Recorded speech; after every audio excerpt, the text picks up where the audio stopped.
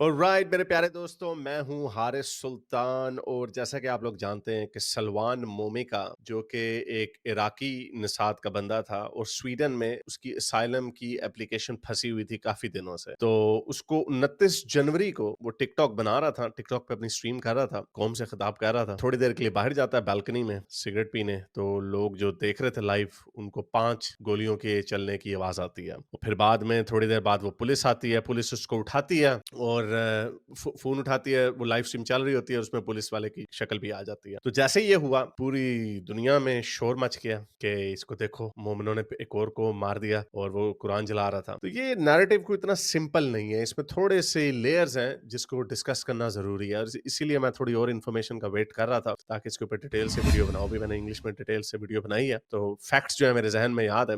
तो सलमान मोमिका कौन था? तो 2014 में आईसिस जो है वो पूरे इराक में और सीरिया में अपने कदम जमाना शुरू कर देती है। और आप लोगों को याद होगा बड़े बुरे तरीके से वो जो नॉन मुस्लिम्स थे उनको तो जिंदा भी जलाया, 14 यजीदी लड़कियों को जिंदा जला दिया था।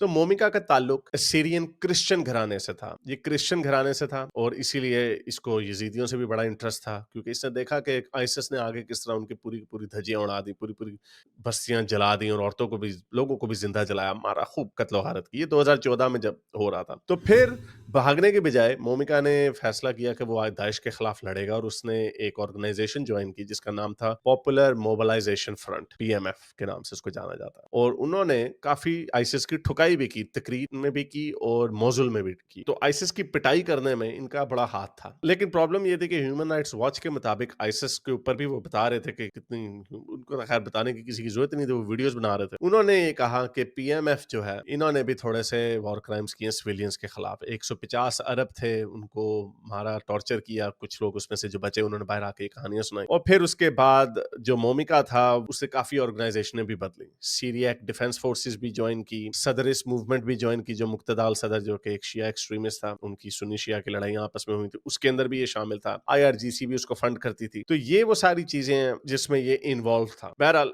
जंग खत्म होती है, दाइश हार जाती है, इराक में अमन आ जाता है, तो ये वहां से 2019 में या 20 में ये स्वीडन चला जाता है और वहां पे जाके असाइलम की एप्लीकेशन डाल देता है। इराकी जो गवर्नमेंट थी उन्होंने स्वीडिश गवर्नमेंट से ये कहा कि भाई ये बंदा वॉर क्राइम्स में इन्वॉल्व है, इसे आप वापस करें। अब ये याद रखिएगा, अब तक जब तक उसने असाइलम की एप्लीकेशन डाली हुई थी, दुनिया में किसी को नहीं पता था सलमान मोमिका कौन है।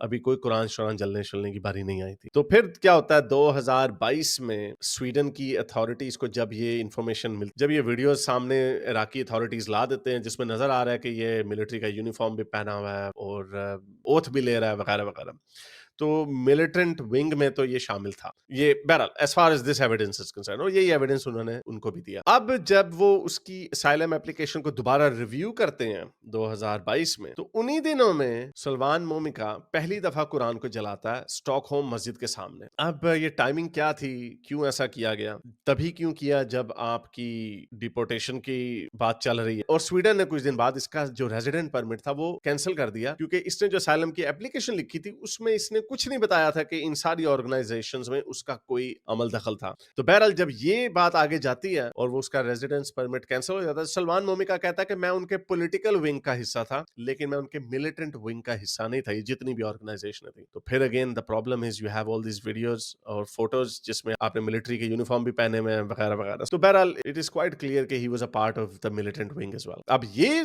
एविडेंस नहीं दिया गया कि इसने खुद कोई जंगी जराइम किए हैं, अब इसका एविडेंस नहीं था। This is the reason why कि स्वीडन बेचारा फंस गया, आगे कुआं पीछे खाई। इतना एविडेंस नहीं है कि उसको हेग में ट्राई किया जाए जंगी जराइम के ऊपर, लेकिन इतना एविडेंस है कि दाल में कुछ काला। तो ये वो वजह थी कि स्वीडन ने इसको डिपोर्ट करने का फैसला किया, लेकिन सलमान मोमिका इनसे एक हाथ आगे था, उसने कुरान जलाने शुरू कर दिया। अब जब कुरान जलाने शुरू किए तो पूरी दुनिया में वो मशहूर हो गया और ये पता चल गया, यूरोपीय यूनियन का जो ह्यूमन राइट्स का कन्वेंशन है आर्टिकल 3 के मुताबिक, आप किसी ऐसे बंदे को, नॉन सिटीजन को भी ऐसे मुल्क में डिपोर्ट नहीं कर सकते जहां पे उसको सजाए मौत का खतरा हो। ये आर्टिकल 3 है। तो स्वीडन भी फंस गया, अब भेज भी नहीं सकता। अब लोगों ने भी स्वीडन के ऊपर प्रेशर डालना शुरू कर दिया कि तुम इसलिए कर रहे हो क्योंकि उसने कुरान जलाया, और कुरान जलाने के बाद तो उसको 100% उसको वहां पे सजाए मौत होगी, तो आप ऐसा नहीं कर सकते। तो स्वीडन फंस गया बेचारा, ना आगे जा सकता था ना पीछे जा सकता था, उनके गले की हड्डी बन गया और उसको निकालना चाहते थे। 2023 में जब इसको पता चल गया मोमिका को कुछ नहीं इसका बनने वाला, सॉरी मैंने पहले 2022 बोल दिया, 2023 है। तो फिर 2024 में वो नॉर्वे भी जाता है, नॉर्वे भी कहता नहीं भाग जाओ इधर से, कोई इसको लेने के लिए तैयार नहीं था। अगर अमेरिका चला चला जाता तो शायद बच जाता। तो एनीवे उसकी ये ट्वीट भी है जिसमें वो ये कह रहा है कि मुझे पता है ये मुझे मार देंगे मुसलमान, लेकिन I will have to do it. तो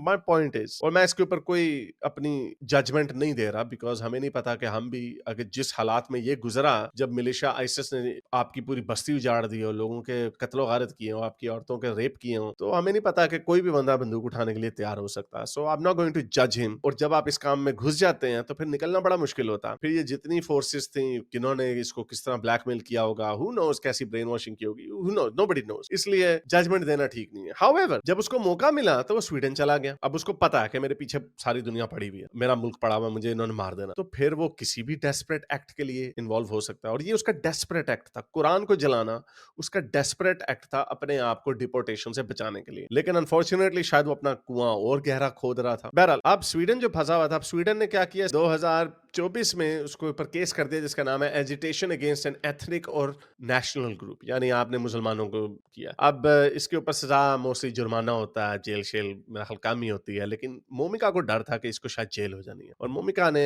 ये भी धमकी लगाई थी एक उसके अपने करीबी दोस्त के मुताबिक, जो इसके साथ 2 बंदे होते थे दूसरे का, वो दूसरे बंदे ने भी ये कह दिया कि अब मेरी बारी है, और उसने ये कह दिया था कि अगर मुझे जेल होगी तो मैं बड़े बड़े लोगों को एक्सपोज कर दूंगा। आई डोंट नो उसने क्या एक्सपोज करना था, क्या कहना था, लेकिन इसके अंदर मैल प्रैक्टिस तो है। स्वीडिश अथॉरिटीज बड़ी देर से कोशिश कर रही थी कि किसी तरह इसको अपने मुल्क से निकालो, हमारी सरदर्दी ये ना बने। आपको याद होगा डेनमार्क ने तो कुरान बैन करने का लॉ भी पास करने की कोशिश की, इवन स्वीडन ने भी करने की कोशिश की, क्योंकि उन्होंने ये कहा कि जब ये कुरान बैन होता है तो हमारी ट्रेड को नुकसान हो सकता है, मुसलमान हमें बॉयकॉट कर सकते हैं। So they were under a lot of pressure. लेकिन ऑन द अदर हैंड दूसरी तरफ लोग ये थे भाई free speech free speech free speech, आप उसको नहीं कर सकते। तो Momika he understood all of that, but again he was living on borrowed time. तो बहरहाल 30 जनवरी को इस केस की वर्डिक्ट आनी थी, जिसमें पता चलना था उसको सजा मिली है, जेल मिली है, नहीं मिली, क्या होना, लेकिन डिपोर्ट नहीं होना था। तो बहरहाल 29 जनवरी को उसके घर में 5 गोलियों की आवाजें आई, लोगों ने सुनी, और मोमिका मर गया।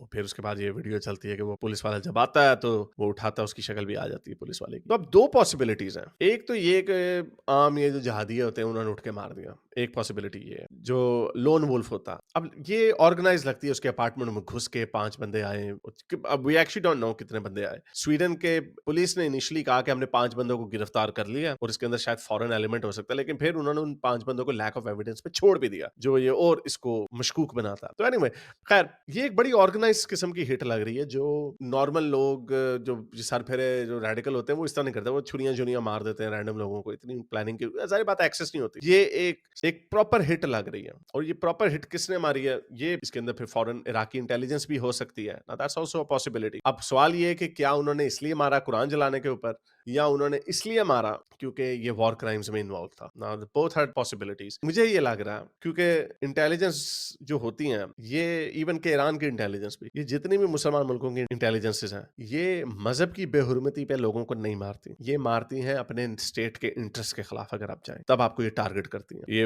अक्रॉस द बोर्ड ऐसा ही है फिलहाल, अनलेस कल को पॉलिसी शिफ्ट हो जाए, आई डोंट नो, लेकिन अब तक यही पॉलिसी है और ये हर तरफ से यही आवाज आती है। Even there is a lot, बहुत सारी आवाजें हम तक भी पहुंचती हैं। तो अगर ये ऐसा वाकया है तो मेरा ख्याल से इसको इसलिए उन्होंने मारा क्योंकि उनको गुस्सा था कि इसने वॉर क्राइम्स किए हैं, क्योंकि मुक्तदा अल सदर का भी एंगल है इसके अंदर, शियों का, और जो बहुत सारे लोगों ने जो इसके डिट्रैक्टर्स हैं इराक से जिन्होंने वीडियोस डाली, उन्होंने एक चीज के ऊपर जोर दिया कि ये वॉर क्रिमिनल था, ये उसके साथ भी मिला हुआ था। खैर अब तो खैर IRGC के साथ ही इराक की हुकूमत भी मिली हुई है, essentially an Iran proxy. So I don't know, these two could be the possibilities. लेकिन ये कहना कि ये फ्री स्पीच का बहुत बड़ा चैंपियन था, I don't think that was the case. However उसकी लेगेसी क्या होगी वो वक्त ही बताएगा, और मुझे लगता है कि उसकी लेगेसी जो होगी वो ऐसी ही होगी कि वो शहीद बन गया फ्री स्पीच के लिए, और इस्लामिज्म के खिलाफ आवाज उठाने में वो एक मार्टर बन गया। वो इसलिए क्योंकि लोग भूल जाते हैं कि, और बहुत सारे लोगों को तो पता ही नहीं है, ये जो मैंने बातें आपके साथ शेयर की हैं कि किन मिलिटेंट ऑर्गेनाइजेशन में उसका वो शामिल था। None of that matters. अब मैटर ये करता है कि उसने कुरान जलाया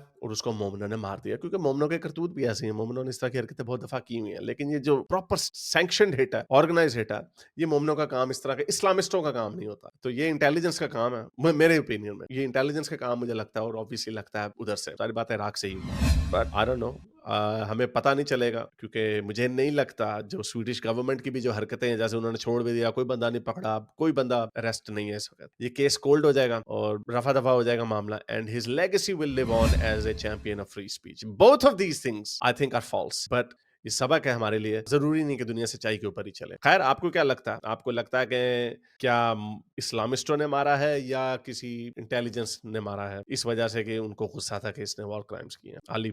اور اس کے اندر یہ موٹیویشن بھی ہو سکتی ہے کہ ہاں چلو قرآن بھی اس نے جلایا، اب تو ہم تجھے بالکل بھی نہیں چھوڑیں گے. That could also be a motivation.